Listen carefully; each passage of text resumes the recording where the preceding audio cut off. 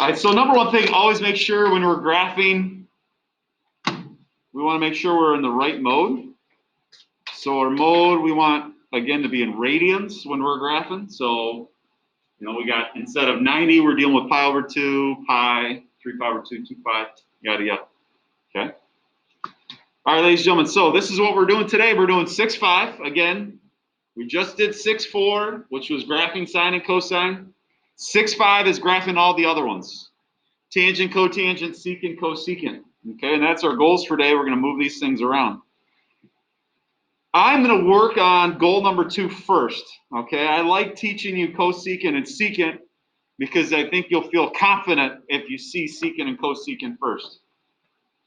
All right, so I'm going to go ahead and flip this guy on over. All right, and you should too. All right, we're going to graph secant. Now, when I'm graphing secant, guys, and cosecant, you'll see the period, t. Why it's not p, I have no idea. They just said, hey, let's make it p. T, it should be p, I think. Anyways, we're still at this 2 pi over b, just like their buddies sine and cosine. So again, if I'm looking for the period, I'll just take 2 pi and divide by whatever the b value is. If there's no number in front of x, remember the b value is the number in front of x. If there is no b value, then it's just 1, and my period is 2 pi. All right, so let's get started. If you can graph cosine, then you can graph his buddy secant, okay? So as I take a look, I am going to first graph cosine of x.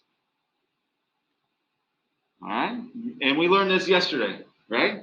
We know our amplitude of y equals cosine of x is 1. So again, that's the y-axis. I'm going to mark 1 and -1 here. Remember, that's a distance. Amplitude is always a positive number. It's always the absolute value. So if you do see a negative there, make sure you plug in that it's a positive, okay? Because it's a distance from the middle of the graph to the top and the middle to the bottom. Period. Remember, there is 4 quadrants around the circle from 0 to 2 pi, and there is no b value, so I'm just going 2 pi. And again, there's 4 quadrants, so that means I got to create 4 tick marks. So I got 1, split it in half, and then split it into 4s. All right, so if I take 2 pi and divide by 4, I get pi over 2, and I'm just going to keep adding pi over 2. So I got pi over 2, I got pi, 3 pi over 2, and 2 pi. All right, and then do you guys remember, does cosine start at 1 or 0? You guys remember? Cosine start at 1 or 0? This is how I always remember it. Mr. Gotsch is not a very smart guy, so he has to come up with little tricks to remember stuff, because my memory is terrible. So I got sine of x and I got cosine of x, right? Sine looks like it has a 1 in it, so then it starts at 0. And then cosine, the O looks like a 0, so it starts at 1. That's my little trick to remember. Okay, so I know cosine starts at 1. Okay, if I looked at the quadrantal angles, the cosine at 0 is 1. It's 0, 1, 0. And then IOU, it's 0, IO. And then at pi, it goes back to 0, -1, 0. And then negative IOU, O. And then back up to 1 at 2 pi, 0, 1, 0. Now, when I graph this part of cosine, I make cosine as a dashed sine wave. I'm sorry if you already started graphing that guy. So we have a dashed cosine wave here, okay? The reason I'm doing that is because I'm not graphing cosine. I'm using cosine so that I can graph his buddy secant. All right, so secant, let's do secant. I'm going to do this in purple. Any questions with cosine on how I graphed it? All right, so we agree secant is 1 over cosine, right? You guys agree with that? Yeah, yeah. So again, these guys are buddies, and the reason why they're buddies is because secant is 1 over cosine. Now, first thing I do is I find out where cosine was 0. And if cosine is 0, that means secant is undefined. Okay, now graphically, do you guys remember what happens when you have something that's undefined? What do you have on the graph at an x value that's undefined? It's been a while since we've graphed something like this with rational functions. Like if we had like 1 over x plus 5 and negative 5 as the undefined value, you remember what we had at negative 5? Straight line. Straight line up and down. You remember what that's called, where your graph is getting closer and closer to but never touches? Watch your mouth. Yes, Rachel said an asymptote. And I was being silly. And said that, watch your mouth. Asymptote. There's an asymptote there. So anywhere cosine is 0, we're going to have an asymptote. Well, cosine is 0 right here, where it crosses the x-axis. So there's an asymptote right here at pi over 2. And at 3 pi over 2. And if you kept on going, it'd be on this side. That would be at like negative pi over 2. I'm just putting those in. This would be 5 pi over 2. Okay. Definitely want to have them at pi over 2 and 3 pi over 2 for sure. Okay. And now here's the big idea. Secant is the reciprocal 1 over cosine. Okay. So that's basically what happens with your graphs. Anywhere you guys have this hill, flip it and make a valley. Okay, so right here is the maximum for cosine.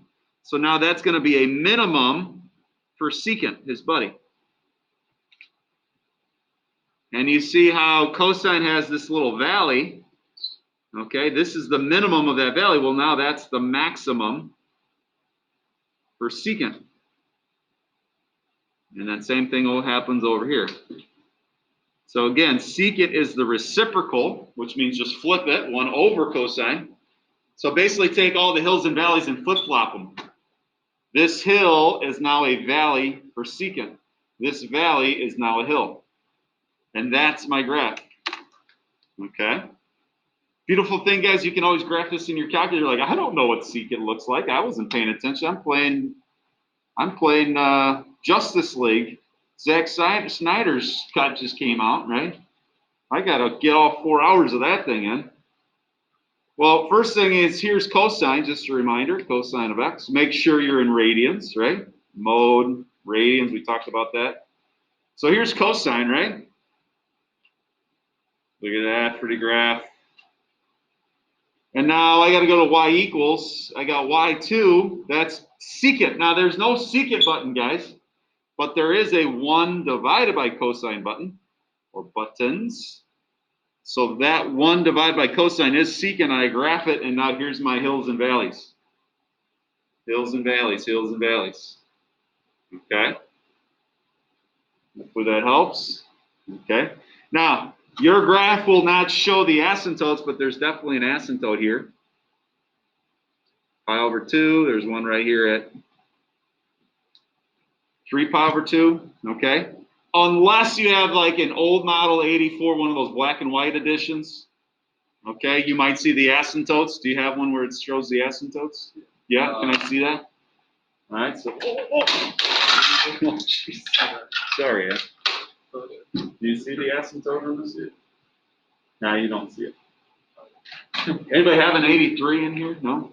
Do you see the asymptotes? I don't know. Here, let me see.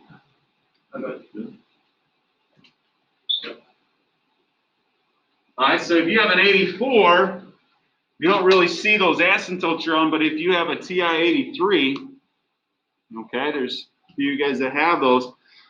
This is kind of like the old school Etch-a-Sketch. You remember the old Etch-a-Sketch, right? You can't like take that little marker and like move it without drawing a line. That's kind of how this thing graphs.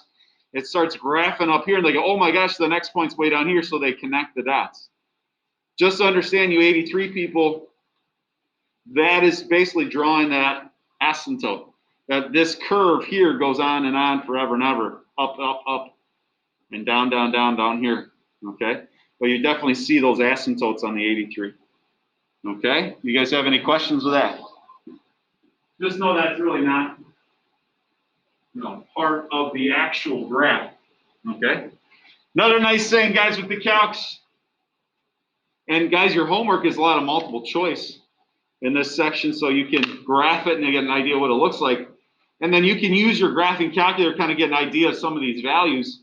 If I go second trace value, what happens at 0, for the blue graph at cosine, I get 1.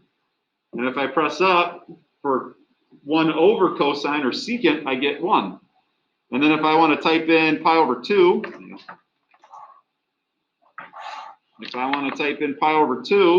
just pi divided by 2, I'm in radians, it converts it, I have nothing.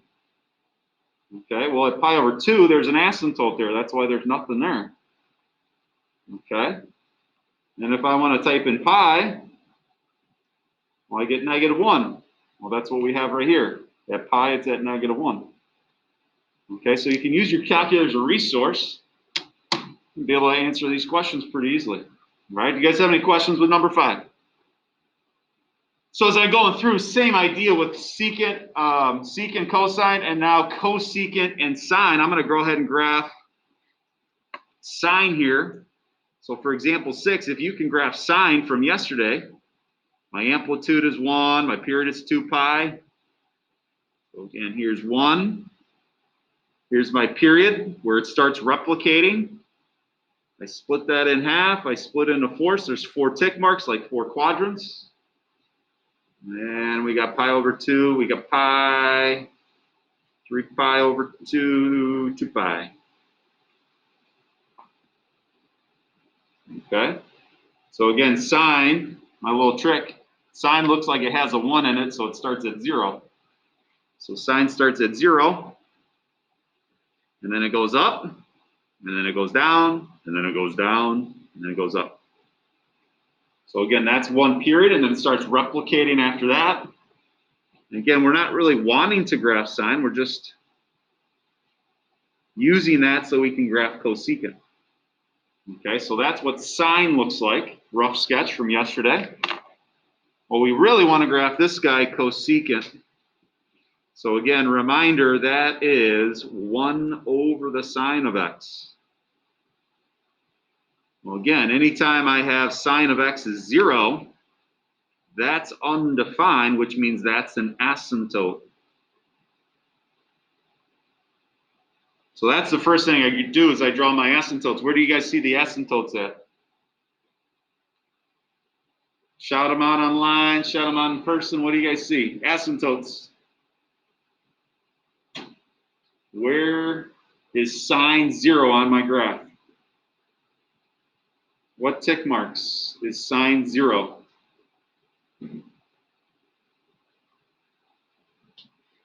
Where do we put the asymptotes on the other graph? Where are they on this one? Rich? Pi. Yeah, right here where it crosses the x-axis, there's now an asymptote there. Also at 0, also at 2 pi. So it's like every pi, there's going to be an asymptote for cosecant.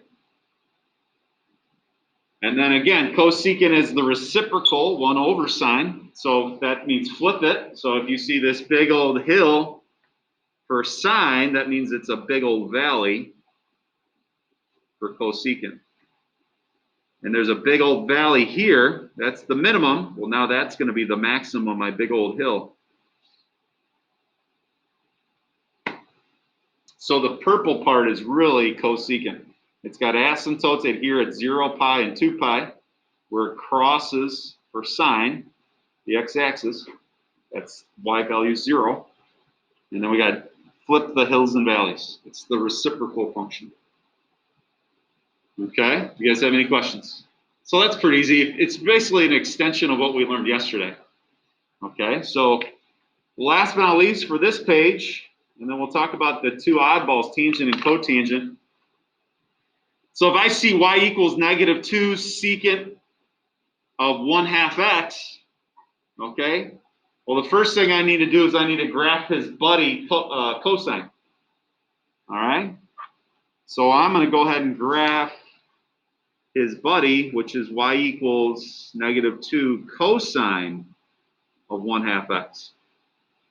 Okay, what's your amplitude? What's the amplitude?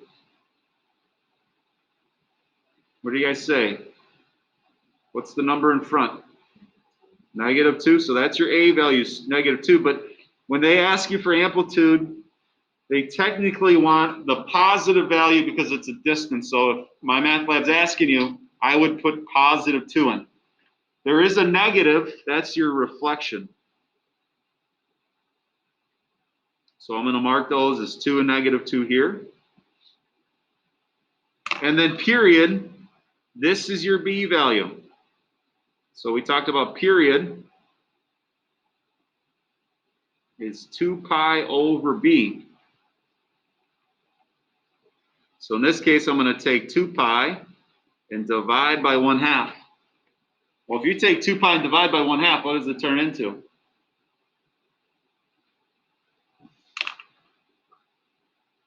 Multiply by the reciprocal. 2 pi divided by 1/2 is how much? 4 pi. All right, so my period goes from 0 to 4 pi. That's when it starts replicating. So this thing's been doubled the size, okay, of what a normal sine, or in this case, cosine function looks like. So I cut that in half, and I try to cut that equally into fourths. It's like we have a quadrant. We have 4 quadrants. We have 4 tick marks. If I take this period and divide by 4, 4 pi divided by 4 is now 1 pi. And you're just adding that 1 pi over and over and over. So I have pi, 2 pi, 3 pi, 4 pi.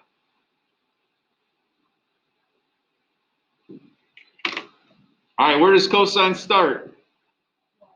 Starts at 1, but then it got stretched up to 2 and then reflected. So this thing is now at -2.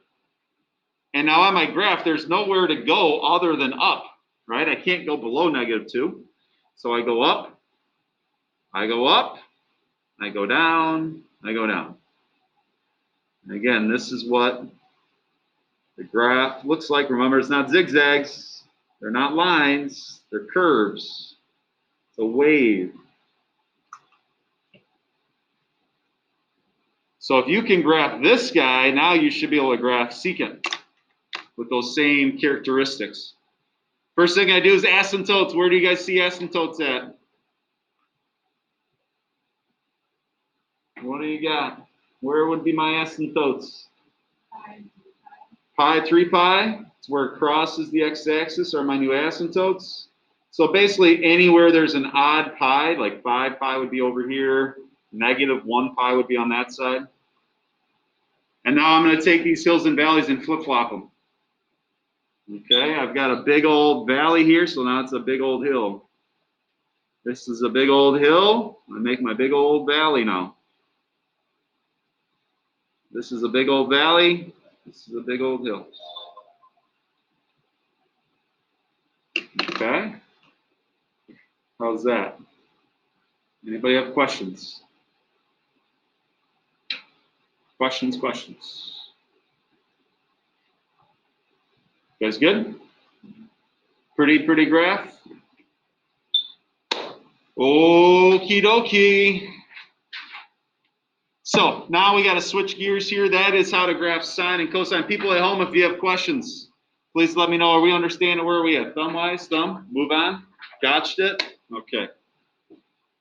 So we're taking a look now at the two oddballs. Okay, these are a little bit different. So we're going to look at tangent and cotangent. These are going to look different. All right. If I take a look, amplitude of tangent and cotangent, they technically don't have an amplitude. Amplitude, you'll see when we graph these things, is from the middle to the top and the middle from the bottom, but you'll see that these things just keep going and going and going, and there is no stop. So when I say amplitude, I really am talking about the A value that you see, if there is one. B is again for a period, but notice our period. Notice our period, guys, is different. When you're doing tangent and cotangent, it's pi over b, not 2 pi over b. So these two start repeating after half of a revolution around the circle. From 0 to pi, it starts repeating. Quadrants 1 and 2, and then it starts repeating quadrants 3, 4. Okay, so your period is half as long as sine and cosine.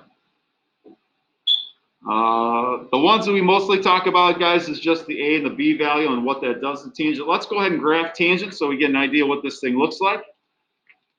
Okay.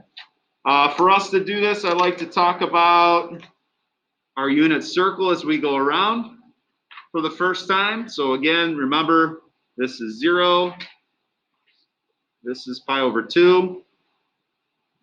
And you could keep going. I'm going to go down because I'm going to graph on either side of the x-axis.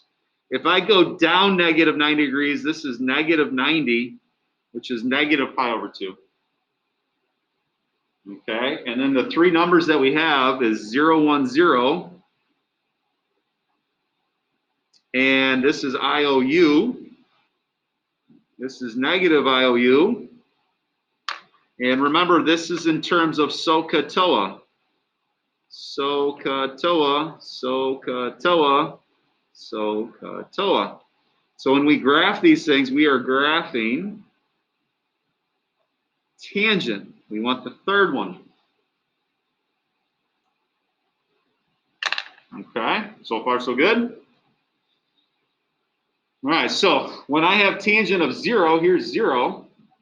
It's 0. So the tangent of 0 degrees or the tangent of 0 radians is 0. I'm going to have a starting point right there at 0, 0. Okay. Then I'm going to go over a certain distance, and I'm going to mark that as pi over 2. And I'm going to go on the other side, that same distance, and I'm going to mark that negative pi over 2. Usually when I graph these guys, they're on one side of the x-axis or y-axis and on the other side of the x-axis. Okay, now at pi over 2, the tangent of pi over 2 is undefined. We just talked about anytime you have undefined, that is that vertical line up and down as an asymptote. So tangent has asymptotes here at pi over 2 and negative pi over 2. And now if you look at the period of this guy, if you have half of a pi on one side and the other half of a pi on the other, 1/2 plus 1/2 is 1 full pi. So this period is 1 pi long. Okay, so hopefully that makes sense. The last thing we need is, okay, we have 1 tick mark, 2 tick marks, we need 2 more. So I split that in half and I split that in half.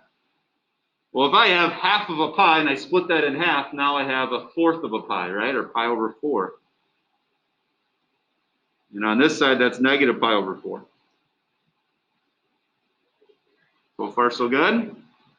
We agree pi over 4 is how many degrees?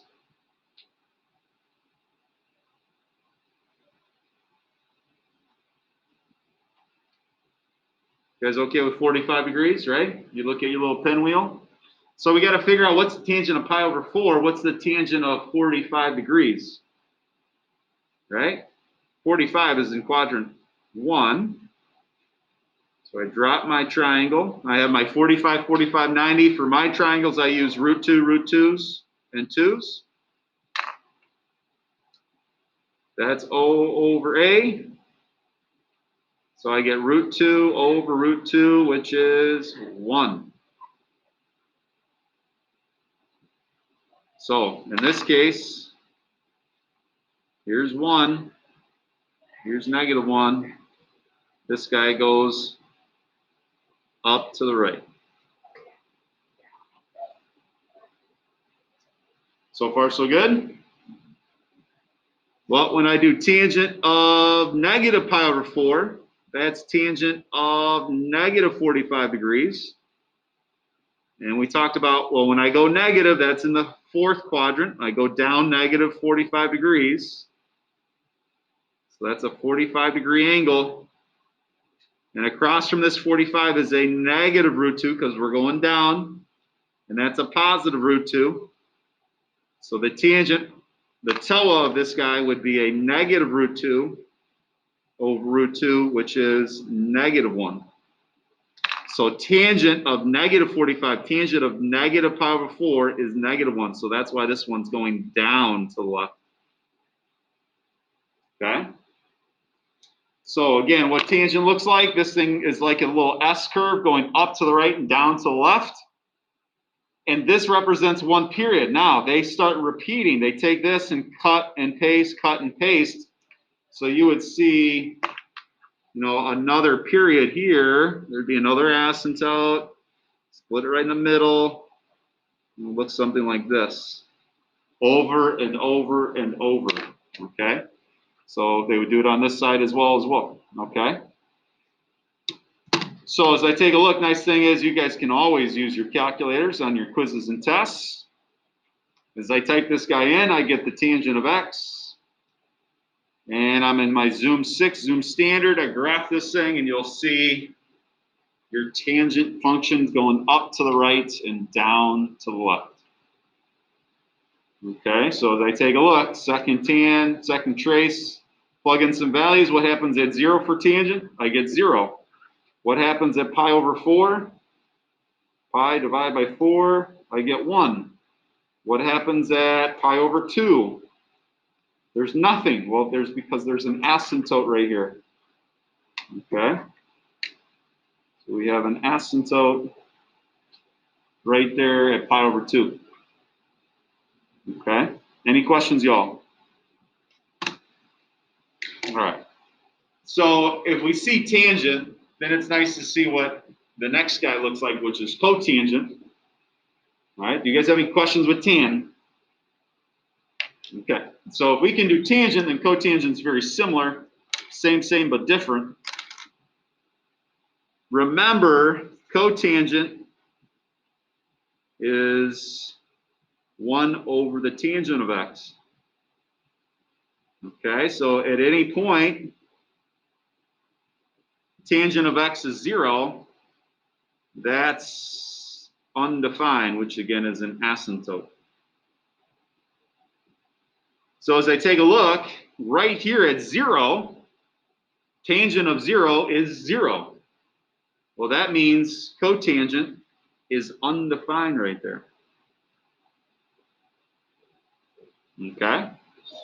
And if I kept on going, this guy would be pi. There's another asymptote right here at pi. All right, and that's my period. I have 0 to pi is a distance of pi. That's one period. So I split that into half, and then I split that into fourths. And right there in the middle is where it crosses. Okay? Here's the idea. Tangent is undefined at pi over 2, and we talked about before in 6.2, if tangent's undefined, then his buddy is 0, and vice versa. Okay? So if this guy has an undefined value at pi over 2, that means it's a 0 for cotangent. All right, so I've cut this guy in half. That's at pi over 2. I'm going to cut this in half. That's pi over 4. So this is 1 pi over 4. This is 2 pi over 4. This is 3 pi over 4. So it's like 1/4 of a pi for each tick mark. All right. Cotangent of pi over 4, we have the triangle drawn right here. Again, that is root 2 over root 2. That's going to be 1. And guess what 3 pi over 4 is? Take a guess. If tangent or cotangent is cotangent of pi over 4 is 1, 3 pi over 4, if I drew that triangle in this quadrant, I would get a negative root 2 there and a root 2. I would get negative 1 for 3 pi over 4. So this one, again, has been flip-flopped, just like tangent. Tangent goes up to the right, down to left. Well, again, it's the reciprocal, flip it around. Cotangent goes down to the right and up to the left. Okay, and now this represents one period. It gets replicated over and over and over. Okay, nice thing, quiz or test, you guys can always just throw it in your calculator. What's 1 divided by tangent? That's cotangent. You graph it. And then you can see that little S curve going down to the right, up to the left. And then you can plug in those values like I've shown you. Okay? All right, you guys have any questions with cotangent? So last but not least, before we get out of here, I'll just briefly talk about this one. Okay? If I have y equals 2 tangent of 4x, that a value is 2, so I'd mark here as 2 and negative 2. My period, remember, is pi over b. And that's my b value. So that would be pi over b, pi over 4. And I would mark that on either side. So here's my asymptote for tangent.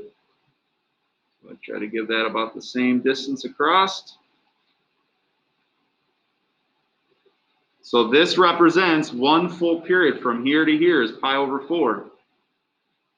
Okay? All right, well, if that's pi over 4, it's been cut in half.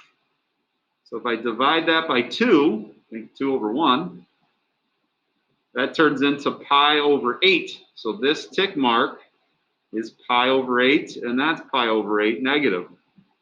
And now if you think about that, pi over 8 plus pi over 8 gives you a total of 1/4. 1/8 plus 1/8 is 2/8, which is, again, 1/4. All right? So again, tangent intersects there. Cut that in half. That's going to eventually be pi over 16. And negative pi over 16, just half of 8.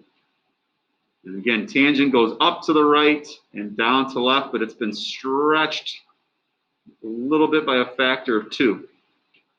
So it's going to look very similar to example 1, where it's going up to the right and down to the left, but now it's getting stretched a little bit. Okay? So again, this is a total period of pi over 4. Okay? There are 4 tick marks. If I take pi over 4 and divide by 4, that's 1/16. So that's 1/16 and 2/16, which is 1/8. All right, so that's how I'm getting those little fractions. Okay? All right. Example 4, last but not least, we got y equals negative tangent of x. Again, with tangent, we have asymptotes on either side. See you, bud. We have asymptotes on either side of tangent, so we got our asymptotes. My period is pi, and I do have an a value that's negative 1. Now, that negative is a reflection.